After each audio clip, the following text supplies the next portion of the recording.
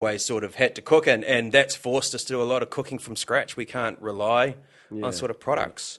So that's sort of where the cooking side's sort of and that's come where from. you got it became a real thing you had to source out. It was sort of something we were what other interested recipes in. are out there that these kids can eat. Yeah, and not even that, or how can we take a recipe and adapt it, and learning how things work together to make things adapt for ingredients that we couldn't have use. Have you found any restaurants you can go to that can cater for that? Or no, it's hard. The eggs and nuts we kind of can, because you can go and get a pizza. Most pizza bases don't have egg or nuts, and you're just talking like salami and cheese, things like that. It's cool.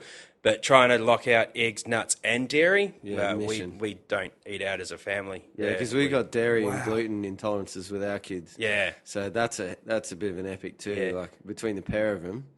I mean, we can't even because initially you'd think, oh, okay, eggs, milk, maybe a vegan restaurant. Yeah. But they use a lot of nut substitutes to make up for not being able to do. So, I mean, we're pretty much vegans that eat meat, really. Yeah. We don't eat animal products except the animal. Yeah. And that's why we do a lot of barbecuing too, because that's just sort of the meat, and there's not a lot of additives, and you get your flavour from smoke and things like that. So. Oh, jeez. Was there ever a time where you turned to the kids and went, for crying out loud, the frustration, like these poor kids? No, I mean, you can't. It's funny, allergies, mate. It's a frustration for us. I mean, we still have. Saying? As a man, no, I love pizza. Some days, just like, sometimes I just want to brie. Yeah. But no, look, I mean, you can't. We never thought that because the kids. We certainly sometimes will have separate meals, so they'll get whatever they get and go off to bed, and then when they've gone to bed, it's pizza time. Yeah. What are we making tonight? But no, I mean. It's more frustrating that we can't. It's not frustrating that we can't have things for ourselves. It's more frustrating that we can't do things for our kids. That's the hard part. Like we can't take them to eat out. That's frustrating. Or How old are they? Can I ask? So they're one's just turned 6 and the other one's 3. So just getting, especially the 6-year-olds. And McDonald's. Oh, not even that. Sleepovers. Going to someone's house for a sleepover. So we've got to go through the whole medical thing and what's on the thing. Do you want us to bring food? What are you doing? Can we check your recipes? Have they ever had a reaction in these this? So they've had reactions as far as hives and things like that. But our youngest one, our 3-year-old, when he was about maybe somewhere between 6 and 12 months, he actually had an anaphylactic reaction where we had to jab him and call the ambulance. Dude, sorry. It was completely my fault. And this is it was sort of good that it happened to us because we were able to understand how easily it could happen. And it was simply that I got up. It was about 5:30 in the morning. Just autopilot. Weet-Bix in a bowl. Milk out of the fridge. There's the spoon. There you go. Yeah, did it for 20 years, right? Forgot to put soy in instead of milk, and it was my own fault. And so from there, I mean, we deal with it now, and all our friends deal with it, and it's good. So, so that's been our journey to learn a lot. Here's a tough question: why do you think? Why are there allergies? With all your experience, what?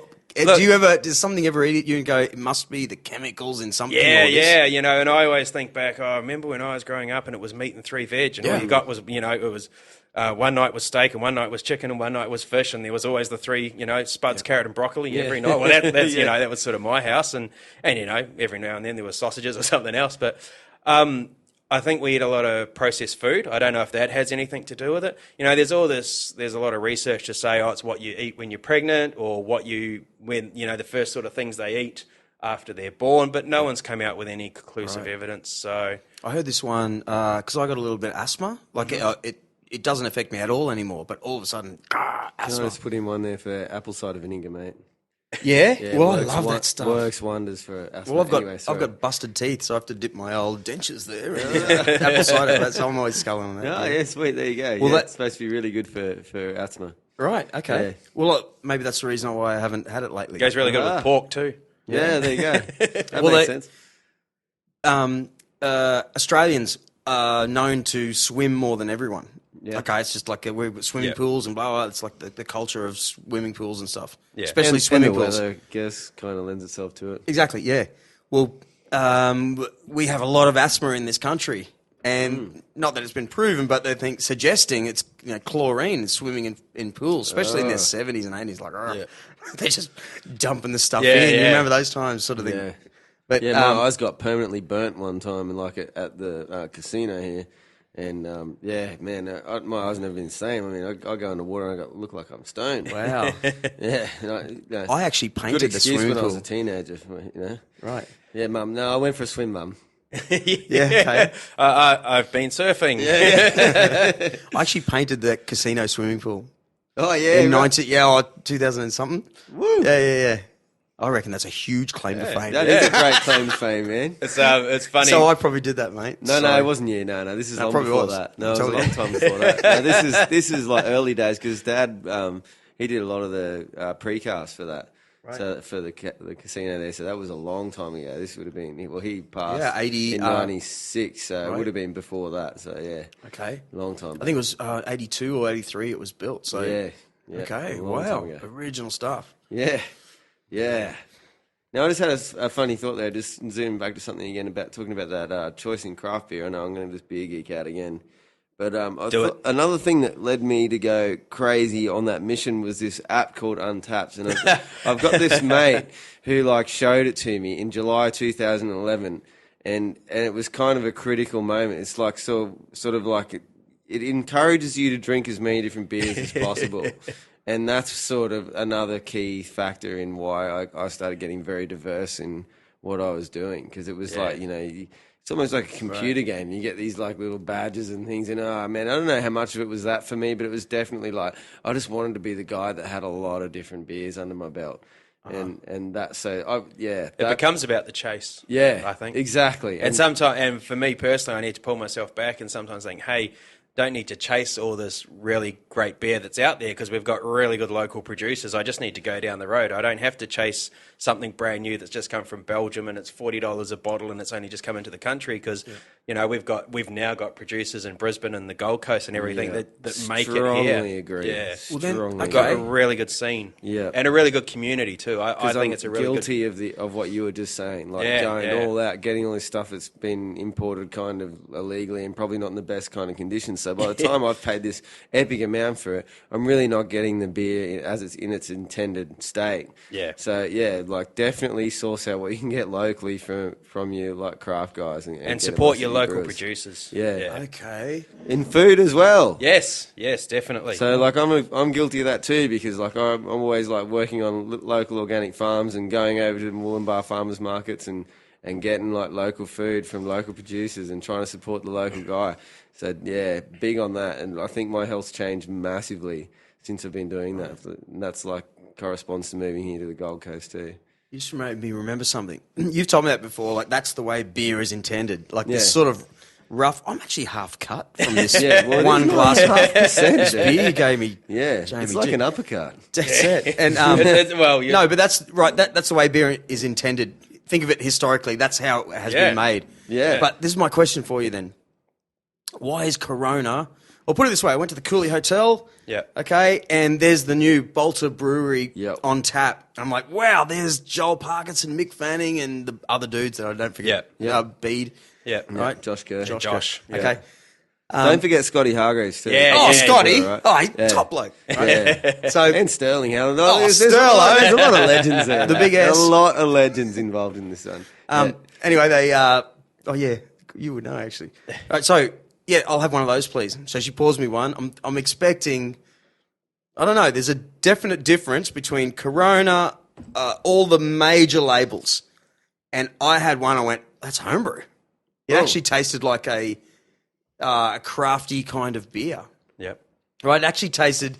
So my question is, why are the other beers so... they taste like mass-produced in the safe zone? Yeah, I couldn't be able to tell you the difference between VB, 4X, Gold. Do you want to field this one? No, you're the expert. No, I'm really not. But I read stuff and something came up in my feed the other day. I don't know anything about how much truth there is to it, but this is mass-produced commercial stuff. The goal is consistency. and there's a lot of behind the scenes kind of chemistry and stuff and that goes dollars. on it. So iso hops, yeah, and things like this. So there are actually some chemical things involved in it that aren't quite on the natural side stuff and all that. Right. But I've never worked in a commercial brewery. It's only speculation on my behalf. I had a great personal run through at Carlton United. Yep. 24 hours a day. These like 6 guys. They've got computers at home too that monitor the brew. It's always the same. Yeah. Got a good friend. Yeah, right. So what are you saying then? The local guys? Yeah. It's just like, hey, I was swimming with my kids in the pool on Sunday. So on Monday, things have changed. That's how it is in a normal beer. You know what I'm saying? Like Corona tastes like Corona every day of the week. Oh my God. Yeah. Can a local craft brewing company get close to that?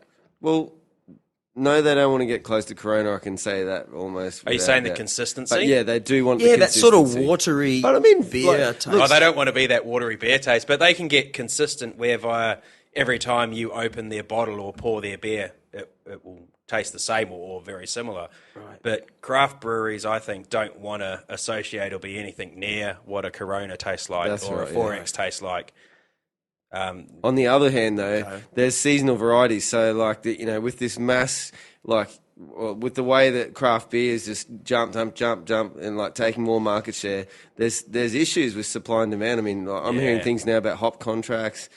People just can't get hops. Like, there's certain varieties that are so popular, the big guys get them. Then there's like HPA's had a big storm in December, I think, the end of last year, that wiped out 40% of the crop, and that was going to be like their kind of like experimental supply or something. So they've only got so much X of this, and this, which are really popular hops, and like only the big guys that put contracts out got them. The little guys that are like, yeah, can I get some of these? It's like, sorry, we don't have them.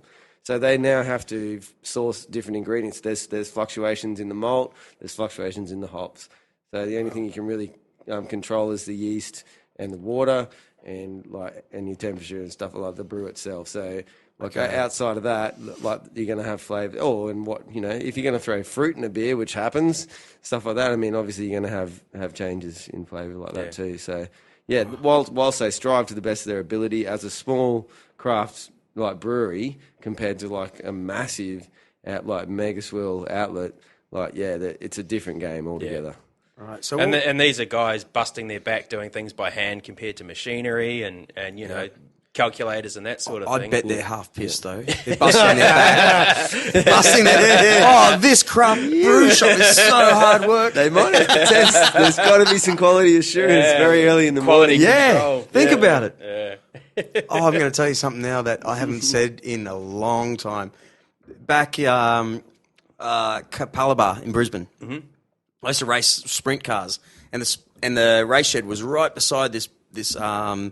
I swear it was the start of this craft era or the local brewing thing where you you have to join a brewery to actually get the beers. Yeah, I know what you're talking about. Yeah. Do you know where we're... So I think it's where Bacchus is... Oh, Bacchus. Yeah, up in Brisbane. Yeah. And originally that was you could go in with mates, I think, and you would go in with your mates and you'd do a brew together and you'd come back in X amount of weeks and you'd pick up 6 so weeks. many cartons that you'd made. 6 cartons for $120. Yeah. You can name the label. Yeah, you did all of that. And, guess what mine was? Ours was Shannon Mudgee Wheel. Thrush. Oh. Horrible. Better than you. It was like a funny... I have a glass of thrush, thanks. And to be honest, it was Mudgee's idea for that name. It was like really funny. 6 cartons of it. Well, that's what I'm telling you about. It was a funny joke name that Mudgee came up with. Yeah, let's order some thrush. 6 weeks later, and it was like... it was good for about a couple of weeks when we got this new beer. Yeah. Then after a while, I'm like, oh man, there's still like 4 cartons of thrush left. And just the name and the taste wasn't right. We tried to make it like 4X Gold, actually. Yeah. Should have called it like horrible. Golden Sun or something. Maybe that's what put me off for a long time. Yeah, it could have been. Yeah, or not thrush. Just sick of wrapping my lips around thrush. Yeah. Wow. So okay, and that would have been the year. I'm thinking 2000. 2005? Yeah, so that's gone now. That's finished up, and a guy named Ross took over that space and has one of the most amazing small craft breweries in the country. Right. What's it called? Bacchus. So I call it Bacchus. Yeah, Bacchus. Bacchus is like Brewing. The god of wine.